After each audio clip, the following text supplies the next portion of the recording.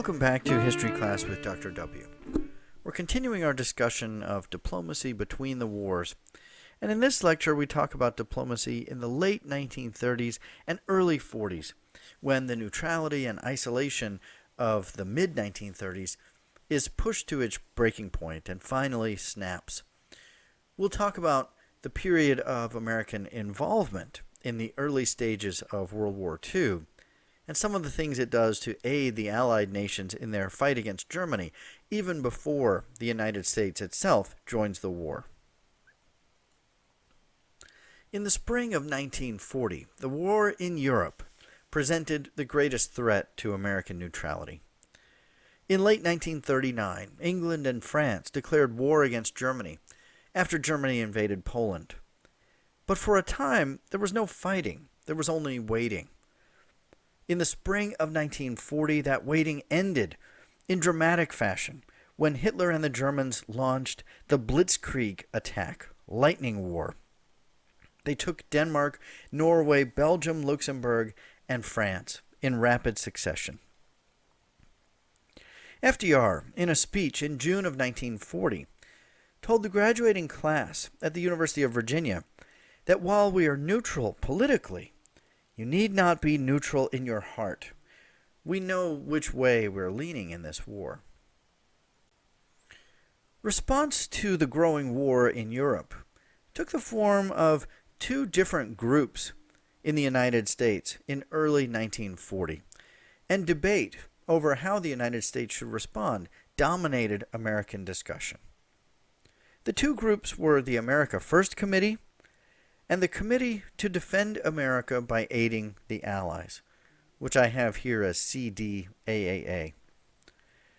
Now, we can make a good deal about what these organizations stood for just in looking at their names. The America First Committee was isolationist. It didn't want to get involved in global conflict, no matter what. Didn't want to offer to help other nations around the world. And it's important to note that at this point we were still struggling with the Great Depression on the home front, and this organization was dedicated primarily to America's domestic concerns. The Committee to Defend America by Aiding the Allies, as you might gather from the title of the organization, believed that if we didn't stop Hitler now, in the form of helping the Allies to fight against him, we would eventually have to face him ourselves. That is, our first line of defense came in the form of assisting the Allies as they fought against Germany. Now, I would underscore here that historians don't know exactly what Hitler's long-term plans were for the United States. If he had conquered all of Europe and won that war, would he have attempted to conquer the United States? I think most scholars would tell you that that wasn't in his immediate plans. He didn't write about that or speak directly about it. But we won't ever really know what he might have done had he achieved that conquest of Europe. And I think in arguing in defense of this Committee to Defend America by Aiding the Allies, we'd rather not find out what Hitler's plans might have been in the aftermath. Now, I would also point out that the America First Committee had an interesting kind of side angle, and that is that those who joined this committee, in the view of some Americans, came to look like Nazi sympathizers. And in some cases, frankly, they were Nazi sympathizers. Because if you think about it, what is the America First Committee telling us? We don't want to intervene. We don't want to stop Hitler. Well, one could easily interpret that to mean that they supported Hitler and his aims. That wasn't true of everyone who adopted this view, but it was true of some.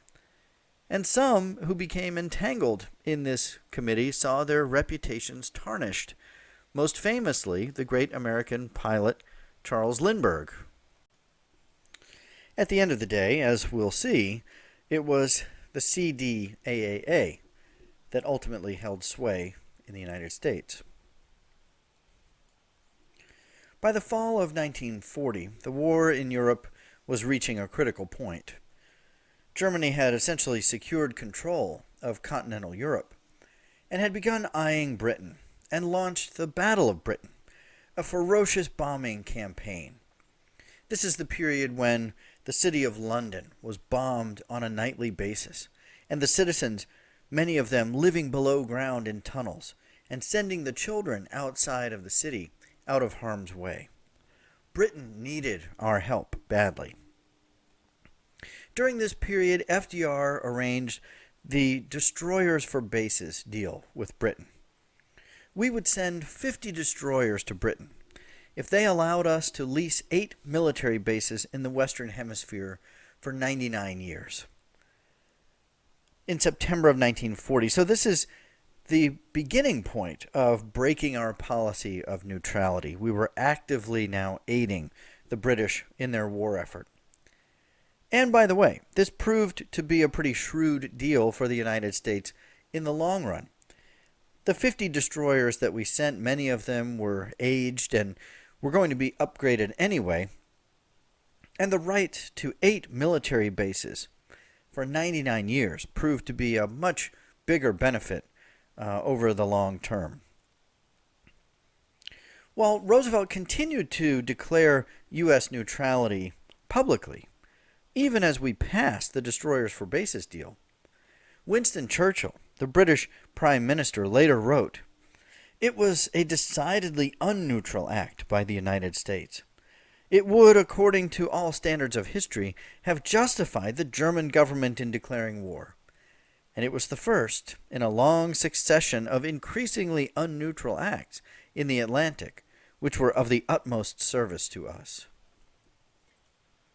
So Churchill understood that from that point forward, the United States was neutral in name only, and in fact, we were beginning to aid Britain and the other allies.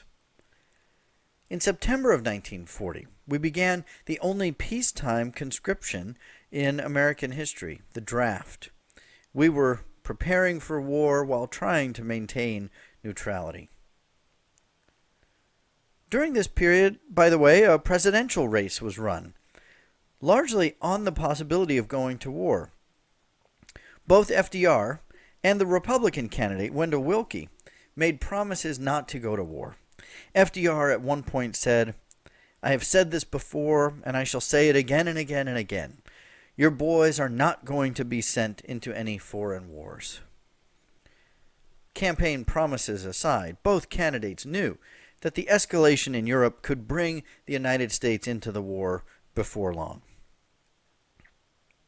In December of 1940, as the Battle of Britain continued to not go well for Britain, FDR developed what came to be called the Lend-lease plan as a way to help even more. This allowed the United States to aid those countries whose safety was deemed vital to American interests. Ultimately, we offered more than $50 billion in aid and supplies to those countries. We would sell, transfer, exchange, or lease arms to nations vital to the United States. Initially, of course, it was Great Britain who was the primary beneficiary of that Lend-lease aid. But before too long, another nation would become one of the biggest beneficiaries. In June of 1941, things escalated even further, as Germany broke the non-aggression pact it had signed with Russia years before. Hitler launched Operation Barbarossa, a surprise invasion of Russia. The early stages of the attack were very successful, with huge numbers of Russian troops being killed or captured, into the hundreds of thousands in single battles. But by the late fall and winter, the offensive had stalled at the great cities of Leningrad and Moscow, where horrible sieges lasted throughout the winter. Russia seemed at the verge of its breaking point, while German troops as well suffered horribly through the cold and with their supply lines stretched to the limit. Scholars look back on the launch of Operation Barbarossa as Hitler's perhaps worst strategic decision throughout his time in power. And we do have to question the wisdom of dividing his own war into a two-front war. Most scholars argue he should have finished the job against Britain, which was very much on the ropes at the time of the attack into Russia. Finish that job first, and then launch the invasion into Russia. But Hitler was worried about the looming Russian winter. And the worry was if they didn't launch the attack by June, it would have to wait another full year before they would have another opportunity. As it turned out, I suppose Hitler's worst visions were realized in this attack because the Russian winter did loom and did in fact overwhelm his troops, and they never did finish off Britain on the other side.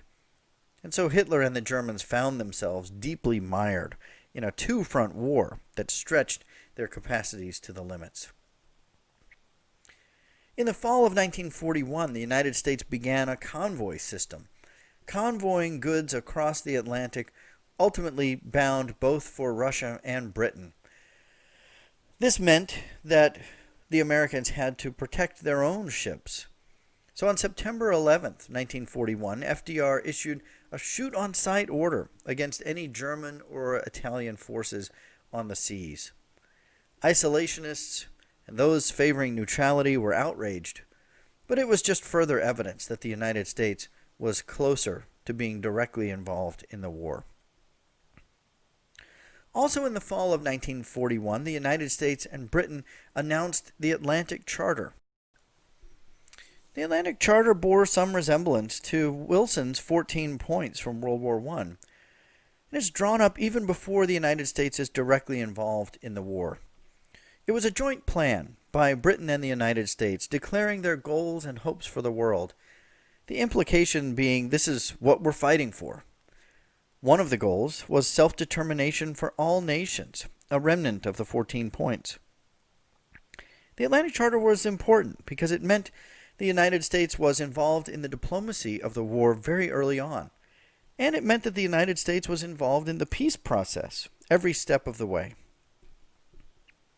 In October of 1941, FDR asked Congress to rework the old Neutrality Acts, allowing the United States to arm our ships. We couldn't convoy the goods to Britain and Russia on ships that couldn't defend themselves. Congress agreed, so now our ships on the seas were being armed and prepared for war. So by late 1941, while we're not officially at war, we were arming for war, preparing for war, the draft was implemented, and we were clearly favoring the side of the Allies. But it wasn't Hitler or an event in the Atlantic that ultimately drew the United States into the war, but rather an event in the Pacific, which we'll talk about in the next lecture.